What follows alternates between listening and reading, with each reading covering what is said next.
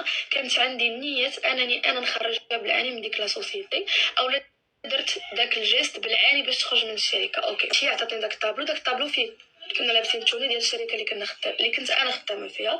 انا ما بغيتش انه داك التوني يبان في شي فيديو ديالي ولا التصوير تبقى عندي في الدار ولا شي حاجه تبقى عندي في الدار، لان ديك الشركه ما بقات جامعني بها حتى شي حاجه. اوكي دونك انا قلت لها بحال هكاك، جات ديك النوطه سبونطاني ماشي انا درتها عن قصد، وانا خرجت من الشركه هي بقات من مورايا ب5 شهور ولا مع 6 شهور، هي بقات خدامه ترونكيل وسافروا وكلشي. انا ما فنيتيش انني انا ندير داكشي بالعاني باش تخرج ولا شي حاجه، لانه ما نقدرش انا نحرم رزق شي واحد.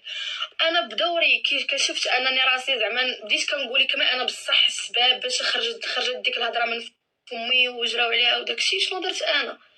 مشيت خدمتها معايا في الشركه اللي خدامه فيها انا. شفت لها بزاف ديال الخدامي اخرين فين ما كتكون شي خدمه. صاحبتي هي الاولى، الحفل اللي كان ديال القفطان اللي خديت فيه سفاره القفطان، قلت لها واش تكوني معايا. المهم قالت بانه انا خرجت اسرارها ولا ما عرفت كنصورها ولا ما عرفتش. المهم اول حاجه انا هاد القاعده ديال صورني نصورك هادشي ما عنديش معاه. لو كانت انا في نيتي هاد البلان ديال نبقى نصور وداكشي وحده اللي كاينه في السوشيال ميديا اللي في هاد القاعده ديال تشد عليك تصاور وتشد عليك اوديوات وداكشي. ما يمكنش وحده غتهز التليفون تصورك وانت ما غتشوفيهاش. هادشي هادشي اللي يعقل انك جالسه نشويها انه واحد زعما كيبغي يصورها ولا شي حاجه وانا كنقولها فيها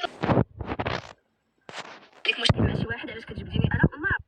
كنت صحاب الاساس نصيفط لي داك المقطع الزوين ديال وحده اللي كاينه في تيك توك اللي كتشد الادله على الناس واللي كتصور على الناس راكم عرفتوها شكون، وكتسناو في التعليق يقول لك لا غزال بنت الحرام وهي غزال جبدت بيناتكم الصدق. اختي الله يسهل عليك طلبي في لي لايف بقاو يقمعوا فيك تما بقاو يحطوا فيك تما مبلقايني. اختي شي حفره كملي المسائل ديالك اختي بعدي مني. انا دابا دافعت على راسي في النويطه اللي جبتيني غادي تزيدي تجبديني غنعاود نكدو لك وغادي نحط لك كلشي بالداله وتبقى تبرقي في عينيك وتبقى تقول لهم سميمو هو افتخر ما تنكمي ما تنشرب ما تنفسد ما تندير حتى شي حاجه. سميمو وافتخر.